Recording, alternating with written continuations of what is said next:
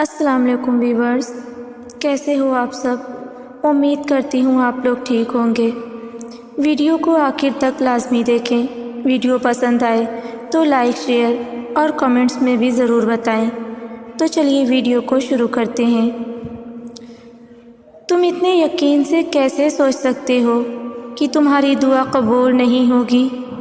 ارے چیزیں جتنی ناممکن ہوتی ہیں اتنی ممکن بھی تو ہوتی ہیں، اور ابھی تک تو اللہ کا فیصلہ بھی نہیں آیا۔ ہو سکتا ہے اس کی رضا تمہاری دعا کے مطابق ہو۔ وہ تمہارے آنسو ضائع تو نہیں کرے گا نا؟ لفظ کن فیکون سے مجھے عشق ہے، یہ انسان کو زمین سے اٹھا کر یقین کی وادی میں لا کھڑا کرتا ہے۔ زندگی کے سارے فلسفے، ساری پلاننگ، ساری جدوجہد اس ایک لفظ پر آ کر رک جاتی ہے کہ جب اللہ کہتا ہے ہو جا تو ہو جاتا ہے۔ تو جو کچھ بھی آپ پانا چاہتے ہیں، جب آپ کے رب کو ٹھیک لگے گا وہ آپ تک پہنچا دے گا۔ اس لیے پریشان ہونا چھوڑ دیں اور اپنے رب پر یقین رکھیں کہ وہ آپ کو ضائع نہیں ہونے دے گا۔ زندگی مشکل ہے، کبھی صبر، یقین، توکل کا امتحان ہے، تو کبھی مصیبت، پریشانی، آزمائشوں کا۔ ابھی تمہاری دعائیں ادھوری ہیں تو کیا ہوا؟ سب سے زیادہ دلچسپ واقعے بھی تو صبر کرنے والوں کے لیے ہیں۔ وہ جنہوں نے ابر رحمت مانگا تھا انہیں گرم تپتے صحرا ملے، پھر ان کے صبر کے حسین قصے صحیفے آسمانی میں ملے۔ صبر آخری حد تک جب آگ کے اندر ڈال دیا جائے پھر بھی صبر، مچھلی کے پیٹ میں بھی صبر، فرعون کے ظلم کے خلاف صبر، اندھیرے کنویں میں بھی صبر، بیٹے کی جدائی میں بھی صبر۔ بس اتنا صبر کہ جب تک تمہارے حق میں رب کا فیصلہ نہ آ جائے۔ سنو، بہت کم وقت رہتا ہے اب، تمہاری دعا اب قبول ہونے کی گھڑی پر ہوگی۔ یہ مایوسی کیسی، یہ پریشانی کب تک؟ خود کو اتنا بے مول بھی نہ کرو کہ لوگ ہی تم پر مذاق بنانا شروع کر دیں۔ سنو، کیا پتہ معجزے اب چند وقت کی دوری پر ہوں۔ تم نے بس دعا کا دامن نہیں چھوڑنا۔ حالات کیسے بھی جا رہے ہیں، زندگی کیسی بھی گزر رہی ہے، وقت کیسے بھی چل رہا ہے، جب سب کچھ چل رہا ہے، کچھ بھی رکا نہیں ہے، تو امید باندھے رکھے نا۔ آپ نے امید کا چلنا کیوں روک دیا ہے؟ آپ کے پاس تو سب سے بڑی امید ہے، آپ کے پاس تو اللہ ہے نا۔ اور پتہ ہے اللہ آپ کو راضی کرنا بھی جانتا ہے۔ یہ سب ایسے ہی ہونا ہے۔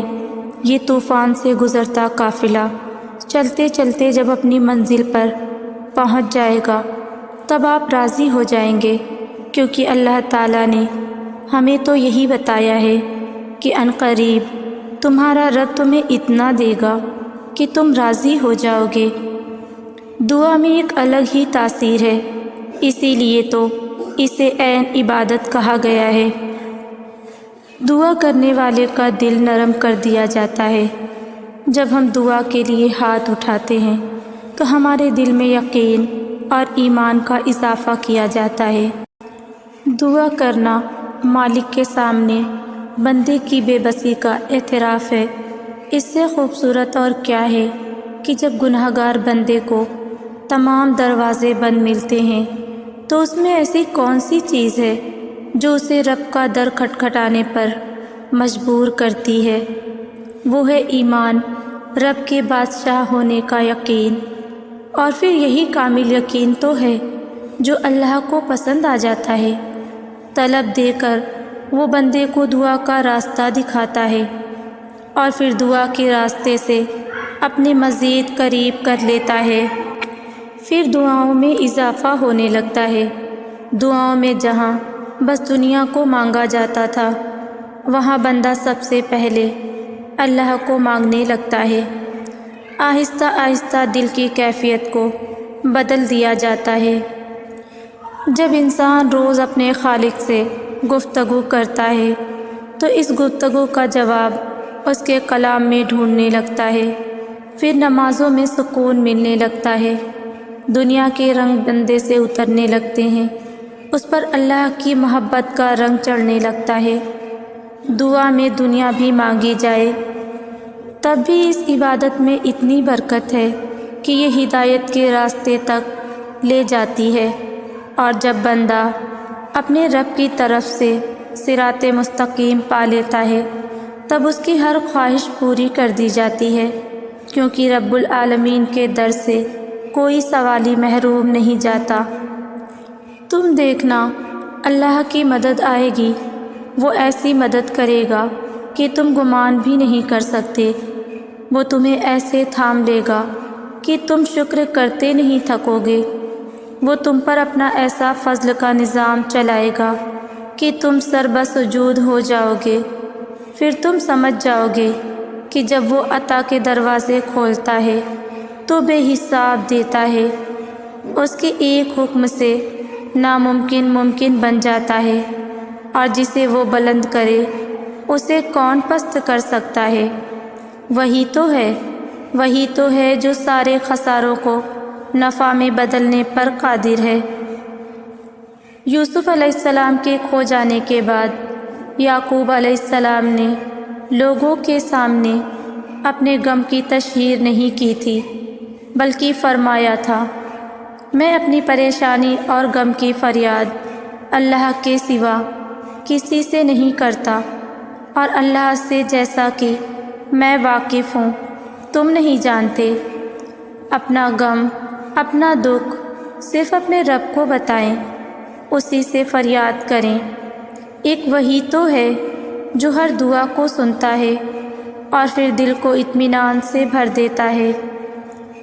آپ کا درد ختم نہیں ہو رہا، اللہ جانتا ہے، اللہ یہ بھی جانتا ہے کہ ایک ہی چیز کی طلب مسلسل آپ کو گھائل کر رہی ہے۔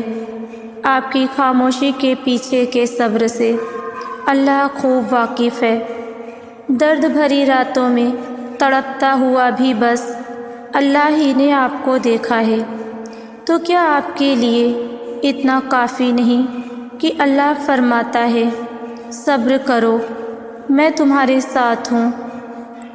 اگر آپ کو معلوم ہو جائے نا کہ دعا انسان کو کیسے کیسے ڈپریشن سے نکالتی ہے اور کیسے بند دروازے آپ کے لیے کھولتی ہے، تو آپ بھاگ بھاگ کر دعا کریں گے، آپ گھنٹے لگا لگا کر دعا کریں گے، آپ ایڑیاں رگڑ رگڑ کر دعا کریں گے، اور آپ مصیبت اور خوشی کے ہر لمحے میں دعا کریں گے۔ تب آپ کو ایسے سمجھ نہیں آئے گا، دعا کرنے سے سب سمجھ آئے گا۔ اللہ تعالیٰ کو تم میں سے سب سے زیادہ چیز کیا پسند ہے؟ تمہارا اظہار کرنا۔ وہ خاموشیاں بھی سن لیتا ہے، لیکن اسے اظہار پسند ہے اپنے بندے کا۔ جب بندہ کہتا ہے اے میرے رب تو وہ متوجہ ہو جاتا ہے، جب بندہ کہتا ہے تو بڑا رحیم ہے تو اس کی رحمت جوش میں آ جاتی ہے، جب بندہ کہتا ہے اے اللہ مجھے معاف کر دے تو وہ معاف کر دیتا ہے، جب بندہ گڑ گڑا کر کچھ مانگتا ہے اپنے رب سے تو وہ قبول کر لیتا ہے۔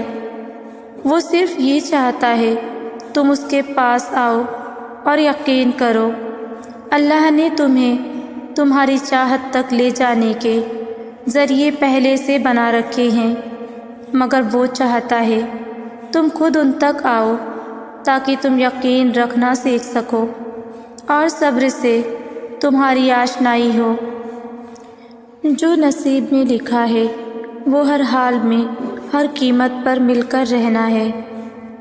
یہ بات بھی کتنا سکون دیتی ہے کہ اللہ دلوں کے حال جانتا ہے۔ لوگ سچائی چھپانے کی لاکھ کوشش کریں، سب آپ کے خلاف ہی کیوں نہ ہو جائیں، کوئی بھی آپ کا ساتھ نہ دے، تب بھی ہمارا رب ہمارے دل کا حال جانتا ہے، وہ ہماری نیتوں سے باخبر ہے، وہ جانتا ہے کون اپنی بات کو کتنا سچا اور مخلص ہے، پھر کوئی کچھ بھی سوچے، اپنا معاملہ اللہ کے سپرد کر دینا چاہیے، جو دلوں کے بھید خوب جانتا ہے۔